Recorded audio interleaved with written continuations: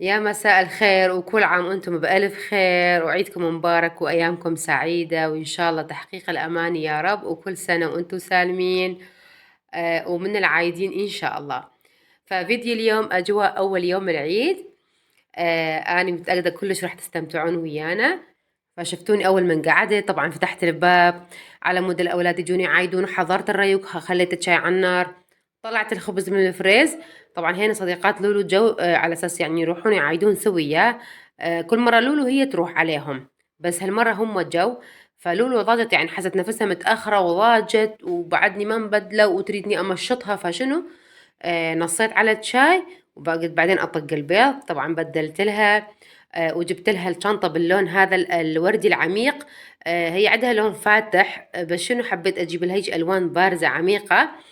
بدل تشوفوها كانت كلش ضايجة تحس نفسها متأخرة، قلت لها أمي يعني ما صار شي. سويت لها هيك لفيت شعرها احنا نسميها كعكة، قلت بصراحة لأن حار الجو.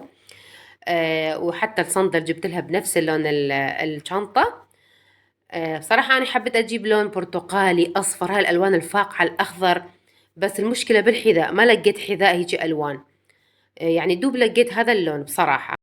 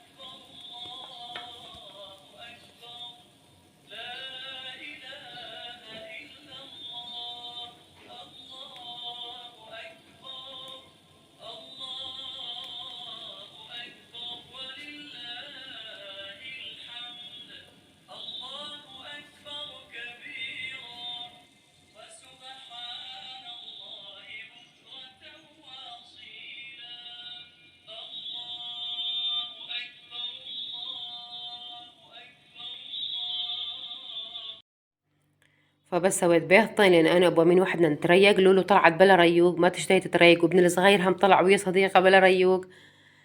فراح نقعد نتريق انا وابو امين. دا تشوفون الطخم شلون حلو الشكردان ويا القوري ويا هاي الاكواب. هاي الصينية هم كانت عندي خشبية فصار كلش حلو.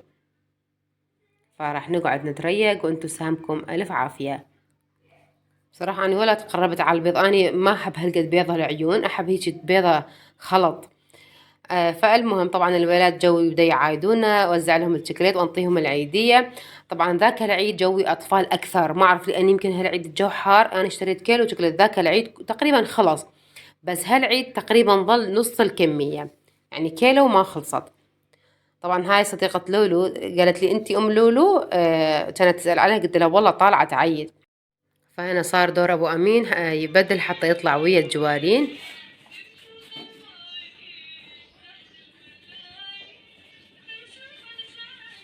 أقول هاي حجمها زين، شو ما قدرتها غادي؟ ايه منطارونك شوية طويل والله أريد أسويه. طبعا أبو أمين كلش يحب يسمع فيروز. يعني من يتريق يوم الجمعة هيجي. فالأطفال ما شاء الله مستمرين جايين. بس مثل ما قلت لكم جوي أقل من ذاك العيد، جوي أكثر. طبعا أمين هم بدل طلع ويا صديقة، ظلت أني شنو. شيل الريوق، حضر الغداء، شيل شغلة من هنا، شيل هدومهم، شغل غسالة، فوت هدوم يبست من جوا، وهكذا. طبعا هنا راح أخلي اللحم على النار تقريبا كنا بالعشرة الصبح. والولاد خطية عطشة، ولأن مثل ما قلت لكم حارة فوزعت لهم همين المي خطية تشوفون. طبعا احنا بعدنا يعني ناس تروح على ناس، الأطفال يجون يعايدون. طبعا هنا لولو رجعت، ومن هناك أبو أمين ويعني جيراننا هم يعايدون الزلم، يجون يعايدون هيك بس بالباب ياخذون الشوكولات ويروحون. حارة لازم توسخين روحك ما تقدرين. يلا. فطبعا لازم لولو توسخ روحها لأن فستانها أبيض هيك مكانات سوت هيك شوكولاتة كاكاو، فغسلت لها هيك على المغسل، واللحم خليت له مي. فالمهم هنا بعد جتي وجبة أطفال، طبعا أكيد أنا ما صورت كل الأطفال اللي جو، وهم من الفيديو راح ينزل متأخر لأن والله ما لحقت لي، ما منتجت الفيديو، ويعني هسه بال 12 قاعدة أسجل الفيديو بالليل. شنو كثير ما يكفي. هذا بس ليا، بس أني خذيها دنيا. ما حنطق فلوس عيدانيات؟ لا ما عندي. ها هي. هاي انت. فهنا احنا شو نسوي؟ نشتري شوكولاتة الأطفال بواحد ومال الكبار بواحد، مال الكبار يصير شوي يعني أرقى أغلى. فأبو أمين حتى ذاك العيد من رجع جايب الشوكولات، قال لي هذا خليه لك يعني. فش اسمه هنا لولو هم أنا مجمعة كومة، وطبعا هنا أبو أمين كان يحكي ويا إخوانه وخواته، أكيد أنا هم حكيت وياهم، ورجع ابني. فبصراحة يعني يخلون فلوسهم بالحصالة، هيك مرات خردة يصرفوها. وأمين هم رجع كان ويا أصدقائه ورجع قال لي لا تصوريني. دا تشوفون لولو هم أنا خلت فلوس بالحصالة هيك الآلافات، فقلت لها خلي الأرباع أهم، خلي ايش قد تقدرين خلي أحسن. قالت لا هيك الخردة خليها لي أنا أشتري بيها من الدكان، إذا تخلي بالقصة خلاص بعدها هي بس من أكو فلوس جوا إيدي تصرفهم.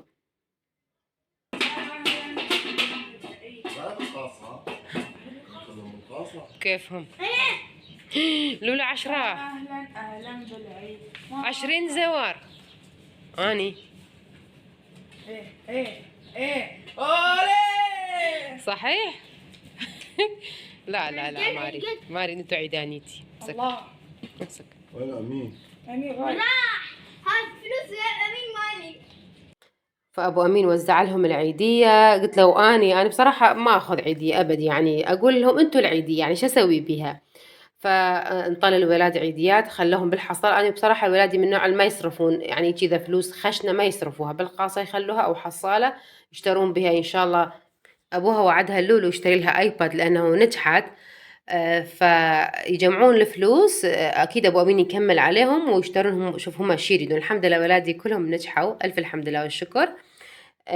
فهنا راح ابدي اسوي الدجاج. رادوا هم الدجاج على تمن، فالدجاجة صغيرونة. فتحت هيك من مكان الصدر، وغسلتها كل زين ونظفتها من الشغلات الزايدة، وخليتها هيك بطاوة بدون مي. طبعا هذا كله مي الغسل، وخليتها على نار ناصية شمعة. فشنو كل ربع ساعة أقلبها على جهة، خليت لها بس ملح، كل ربع ساعة أقلبها على جهة على مود تتشرب وتستوي من كل يعني من الجهتين. فهنا راح أبدي أسوي مرقة بامية. خليت شوي ونزيت وكم مكعب من اللية، وعندي هذا اللحم اللي سلكته. طبعا أنا على أساس أسلق اللحم يعني كله خليه بالمرق البامية. أبو أمين قال لي لا كم قطعة خليها على التمن ويا الدجاج، لأن عندي أمين ما يحب هالقد اللحم، يحب أكثر شيء الدجاج، فسويت لحم ودجاج. فهيك فت يعني كم قطعة، احنا نسميها القطع هيك بيها مثل القرقوط، احنا نسميها هيك فت كم قطعة بس للطعم. مسلوق وجاهز وبيه ملح. خليته ينحمس. من بعد ما لي نزلت الدهن خليت اللحم ينحمس كل زين.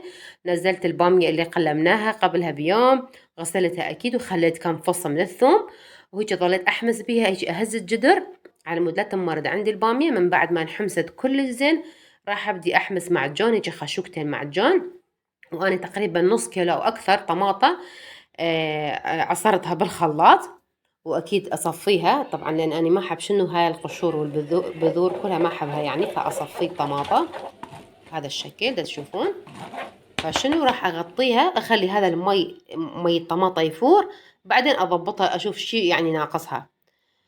طبعا أنا ما كثرت زيت من البداية لأنه راح أخلي مرق اللحم، فما كثرت زيت بصراحة. حسيت رادلها بعد مرق، وانتو تخلون المرق على قد الكمية اللي تريدوها أكيد. فأنا خليت مرق اللحم شوية وضقت ملحها، حسيت رادلها بعد ملح، ضبطت الملح وراح أخليها تفور على نار وسط. هنا راح أبدي أسوي التمن. طبعا هاي الطريقة كلش سهلة، بنفس الجدر اللي نطبخ بيه التمن. أقيس التمن اللي أحتاجها، أنا سويت 3 قلاصات وأغسلهم بنفس الجدر. واخلي له زيت وبعدين اخلي له مي حار فاير، يطلع عندي التمن يخبل. بس التمن المحمود او تمن البسمتي عامه انا ما انقعه، فاخلي له مي شويه اكثر. هاي الكميه كلش كافي. خليت له الملح وأخليه يفور. من أول من يبدي يفور فورة فورتين ثلاثة، وأكيد ما أغطي الجدر كله بالكامل على مود لا يصير هاي الوخفة والنشا، فأخليه يجي باقي مجال. من يبدي يفور مثل ما قلت لكم كان فورة، أحرك وأخليه على نار وسط يعني أقبط الجدر. بعد تشوفون المرقة تقريبا استوت، صارت عندي جاهزة. والتمن من بعد ما نشف هسه راح أخليه على التهدير، راح أطفي البامية وراح أخلي التمن على التهدير شي بمكان شي. وهنا راح أبدي أحمس لوز والشعرية يجي على التمن. كل شي يعني بالبيت عندي يحبوه بهاي الطريقة. أقلي اللوز أخليه يجي بمصفي وتحريك مستمر إلى أن يأخذ هذا اللون الأشقر بكل سهولة. يعني أطلع المصفي هو واللوز، وبنفس الزيت راح يعني أحمس شعرية. وطبعا إن شاء الله باكر ببيت أهلي ثاني يوم العيد، فتحت ويا أمي قبل شوية قالت لي شنو تحبون أطبخ لكم، بس يعني هي لافة جد ضالمة العشق طبعا أكيد، وضالمة من إيد أمي غير شكل.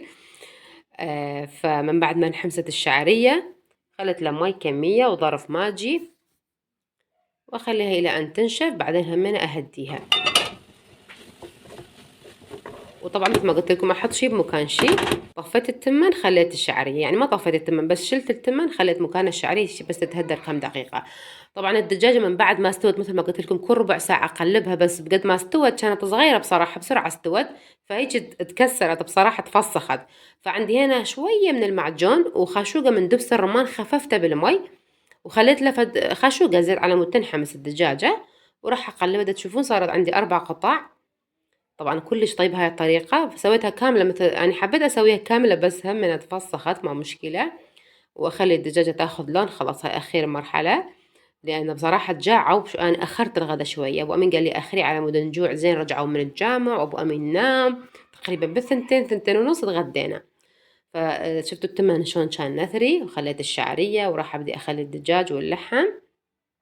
طبعا الدجاج كلش صار طيب، أصلا الجناح ما بقى أثر من الجناح، تفسخ استوى يعني مرد. وراح أخلي اللحم. طبعا النية كانت اللحم كلها بالبامية، بس مثل ما قلت لكم أبو أمين يحب ياكل ليش اللحم خصوصا شوية ينحمس، حمسته بشوية بطاوة. وألف الحمد لله والشكر ربي على هذه النعمة، وإن شاء الله ربي يحفظها من الزوال. وبالأخير خليت اللوز.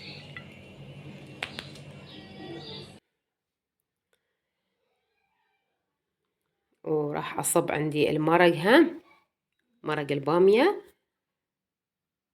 والله كانت كلش طيبة، وحتى بالعشاء كلوها. وهاي القرقوطة ما أعرف هي كلش طيبة، تستوي تصير طيبة. فراح أصب معون بامية لأن عندي أمين كلش يحب مرقة البامية، يعني حتى سواها ثريد. أمين شوية نحس ما ياكل أي مرقة كان، بس بامية كلش يحبها أعتقد، بس ياكل بامية ما ياكل لا فاصوليا ولا باذنجان. فأكيد سويت شوية زلطة. والطرشي اللي سويناه طبعا الطرشي أو العنبة اللي سويناها علبة واحدة خلصت كلناها كلها. ألف عافية وزيتون وشوية خضرة. وألف الحمد لله والشكر ربي على النعمة. وأكيد ما نستغنى عن شنو اللبن. وهذا سوب اللحم اللي أبو أمين يحب سوب اللحم.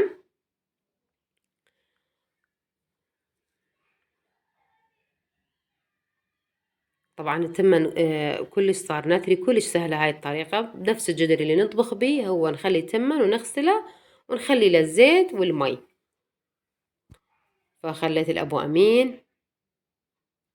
صراحة أنا ما اشتهيت أكل هالقد لأنه تقريبا شبعت من الريحة. والطاوة اللي سويت بيها الدجاج أمين أكل ببطنها، يعني يحبها. يحب الدجاج عندي أكثر من اللحم خصوصا الصدر. وهنا طبعا على الريوق نسيت أخلي كليتشة، فورا الغداء جبت لنا شوية كليتشة ويا شاي. وطبعا من بعدها مثل ما قلت لكم العصر جونا الجوارين. وهذا كان الفيديو، إن شاء الله حبيتوا. بالنهاية مع السلامة وفي أمان الله، باي باي.